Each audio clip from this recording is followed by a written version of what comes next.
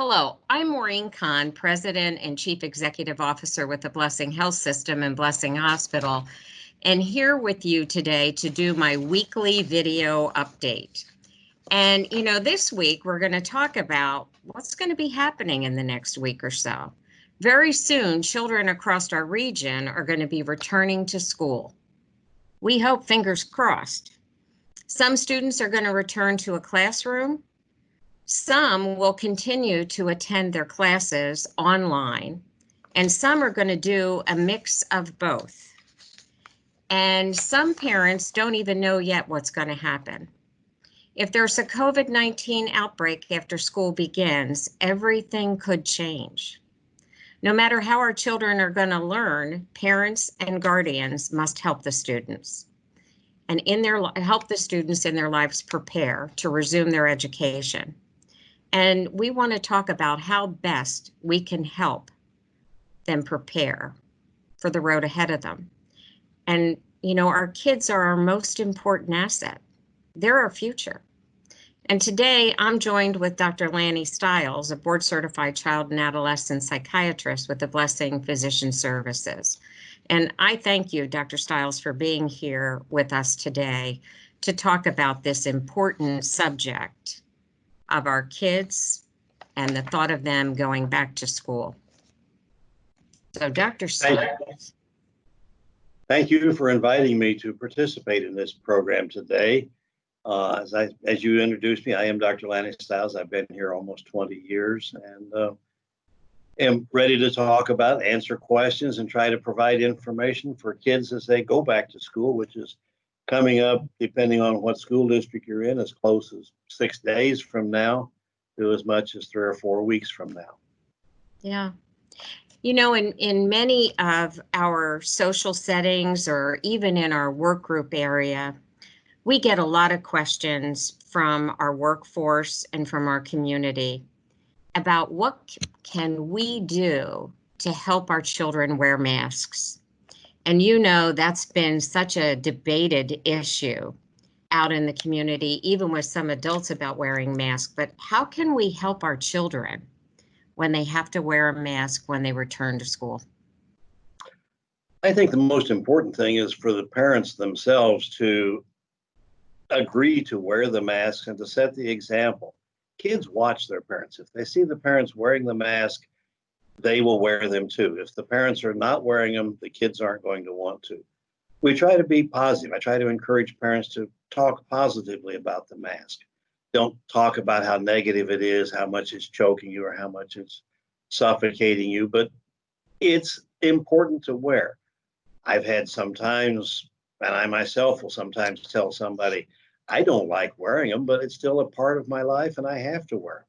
As a physician, I've had to wear masks off and on for the last 50 plus years. I've never agreed to like them, but I've never disagreed to wear them. And if we can give the kids the example of we're wearing them, we may not always like it, but we have to wear them and maintain that positivity in our attitude about them, kids will be much better in wearing the masks.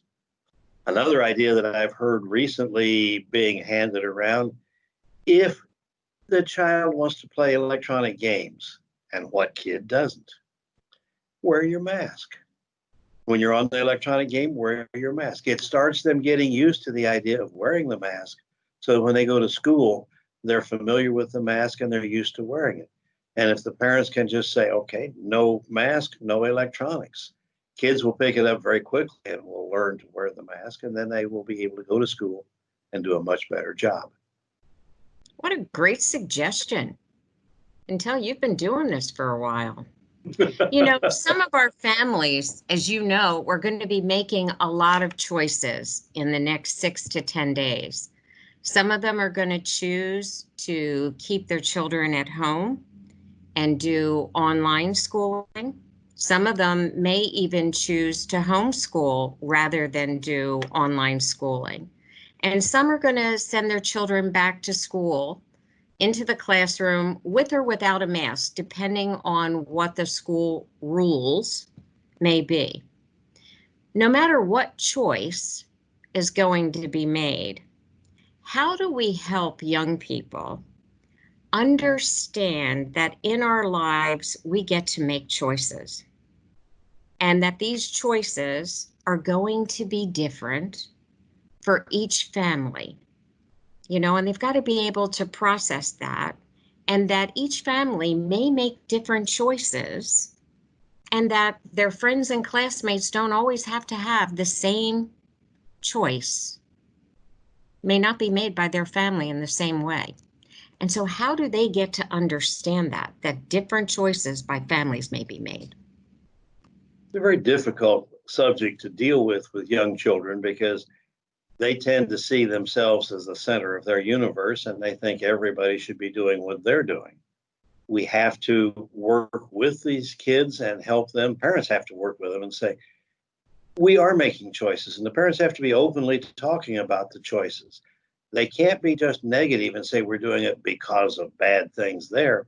But we've looked at the different choices we have, and for us, this has been what we feel is the best choice. And that may be going back to public school. That may be doing a combined public school and online teaching. It may be totally online. And it can be home teaching, homeschooling by the parent. Each parent has to make their own choice, their own decision of what they want to do with their children. I was talking to a mother the other day from Missouri, and she says their school is not going to require the children to wear masks. And she's not sure she wants to send her children there.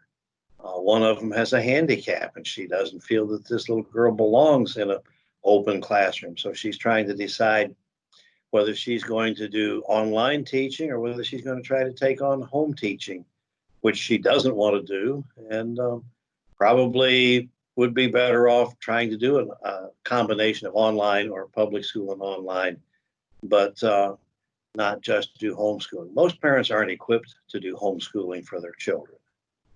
I would hate to have to undertake a homeschooling project for my family because I'm not a teacher. I am a physician and I do what I do, and I do it, I think, fairly well. But teaching is not one of the things that I choose to do with my children. But if we are open with our discussions with our children, if we tell them what we're doing and why we're doing it, so the kids know, and we have to keep assuring them there's no right or wrong. Just because I'm keeping you home doesn't mean everybody else is wrong for not keeping their children home. Just because I'm sending you to school doesn't make it wrong for someone else to keep their children at home. And when you do see these other children, you can't be making fun of them or blaming them or bullying them. We all have choices, and parents have made our choices. We live with it, and we encourage the kids to be positive with each other and still maintain your friendships, not try to say you're wrong and I'm right. And if the kids are given that message often enough, they will listen to it and they will do okay with it. Yeah. We teach our kids from a very early age about choices and consequences of the choices that they make and what it means to be accountable for the choices that they make. And now as parents, we need to be able to help them understand the choices that we're making, and that, transparency in why we're doing what we're doing is going to be real important to them. And that I think you're right. There is no right or wrong answer here, but understand why we're making the decision for our family. And everybody needs to make their own decisions for their own family and their own choices. But this is a tough time for them to process, because I think we've tried to teach them right and wrong, and now we're teaching them gray. And it might be hard for them. And younger kids have more trouble understanding gray. They want it black and white. They want to know yes and no. And it's a difficult process. We have to make the choices for them. We can't say, well, it's your choice if you want to go to school or not. No, I'm choosing, this is what you're going to do. This is my choice as the adult, and you will have to go through with it. We can talk about it. We can understand each other, but you're not old enough to make those choices yet. I have to be the one responsible to make the choices. You're right. Well, the pandemic has really changed our daily lives. And how do we help How can we best help our children deal with this uncertainty? Any good advice there? Giving the kids information, but not, you don't have to give the 5 or 6-year-old the same information you would be giving an 18-year-old. But you try to get them to be comfortable. You don't want to scare them. You don't want to make them afraid of everything, which means the parents themselves have to get over some of their fears. It's very difficult when you've been on home confinement or been on home quarantine for 2 or 3 months, as we were March, April, May. A lot of people had trouble just going back out into open public areas because they didn't know what to expect. And so we've got to work with the adults. We have to have them comfortable, and they have to then teach their children to be comfortable with the choices that we're making. We can go back out in public. We can be seen. We can interact. We still have to be safe. We have to take precautions. We need to wear our masks. We need to keep our 6-foot rule or 10-foot rule, whichever one we're operating under. Group size, small groups, not big groups that we see every now and then. I think getting the parents to teach responsibility, to show responsibility. They have to be displaying it because kids learn by example. The old saying, do as I say, not as I do, never has worked. Kids will always copy what they see, not what they hear. Correct. And we model I think you hit the nail on the head with that one. Yeah. We model the behaviors we want our kids to do. And that means we have to be in that same mode ourselves, and we have to accept it ourselves. Yeah. Dr. Stiles, you really did end, that was my last question, and you really summed it up quite well, reminding us all about wearing a mask and social distancing and washing our hands and avoiding those large groups. Those are important things that as parents, if we role model that to our children, you're right, they watch what we do every day. And if they see us do it, they will certainly copy us. And, I want to say to our staff and the people who are going to watch this, on behalf of Dr. Stiles and myself, we wish every student and the adults in their lives a very happy and successful school year. We know that there will be challenges ahead for all of us.